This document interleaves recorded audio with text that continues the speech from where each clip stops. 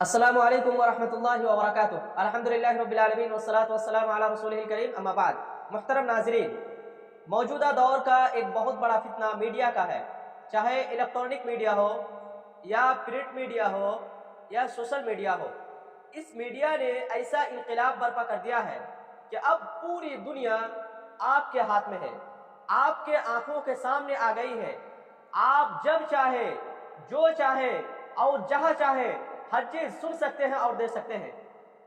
جب سے 3G اور 4G کا دور شروع ہوا ہے تو اس میڈیا کے ذریعے سے بے غیرتی، بے حیائی کا ایسا طوفان آ گیا ہے کہ اللہ کی پناہ اب کسی بات کا پردہ نہیں رہا۔ ہر چیز، ہر شخص کے لیے آپ جو چاہے، جب چاہے، چاہے چھوٹا ہو یا بڑا، بالغ ہو یا نابالغ، لڑکا ہو یا لڑکی، مرد ہو یا عورت، سب کے لیے اوپن ہے اور ہر کوئی اس سے جڑنا چاہتا ہے اور جڑا ہوا ہے۔ اور جو شخص اس سے جڑا ہوا ہو اسے عقل مند سمجھا جاتا ہے اور جو نہ جڑا ہوا ہو اسے بیوقوف سمجھا جاتا ہے۔ یہی وہ ہتھیار ہے جس نے نوجوان لڑکے اور لڑکیوں کو تباہی و بربادی کے دہانے پر لا کھڑا کر دیا ہے۔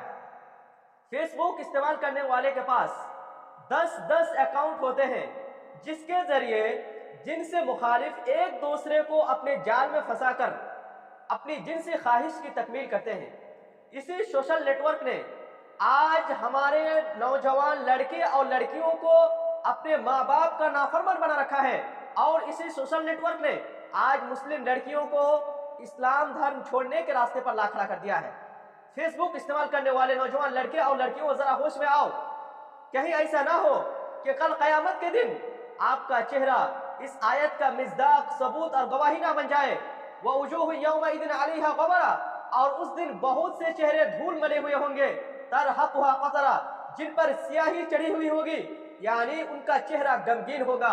کہیں ایسا نہ ہو کہ اسی فیس بک کی وجہ سے آپ کا چہرہ بھی کل اداس ہو جائے۔ وَوُجُوهٌ يَوْمَئِذٍ بَاسِرَةٌ، اور اس دن کتنے چہرے اداس ہوں گے، تَظُنُّ أَن يُفْعَلَ بِهَا فَاقِرَةٌ، وہ سمجھتے ہوں گے کہ ان کے ساتھ کمر توڑ دینے والا معاملہ کیا جائے گا، اور وہ یہی ہے کہ ان کو جہنم میں پھینک دیا جائے گا۔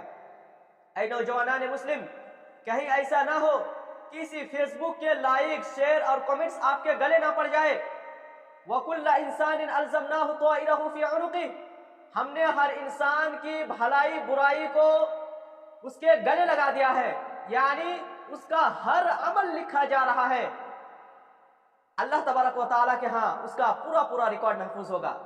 آج سوشل میڈیا پر ہر انسان اپنی غلطی پر وکیل اور دوسروں کی غلطیوں کا جج بنا بیٹھا ہے۔ سب کو دوسروں کی فکر ہے مگر اپنے آپ کی فکر نہیں۔ نماز کی پوسٹ شیئر کرتے ہیں لیکن خود نماز نہیں پڑھتے، اور لکھتے ہیں کہ جو مسلمان اس کو شیئر نہ کرے وہ مسلمان ہی نہیں، یا اس کے مسلمان ہونے میں شک ہے۔ کتنے افسوس کی بات ہے۔ اللہ تبارک و تعالیٰ سے دعا ہے کہ اللہ تبارک و تعالیٰ اس فتنے بھرے دور میں ہم مسلمانوں کے جان و مال اور عزت کی حفاظت فرما، اور ہر ظاہر و باطن فتنوں سے محفوظ رکھ۔ آمین۔ وآخر دعوانا ان الحمدللہ رب العالمین۔ السلام علیکم ورحمۃ اللہ وبرکاتہ۔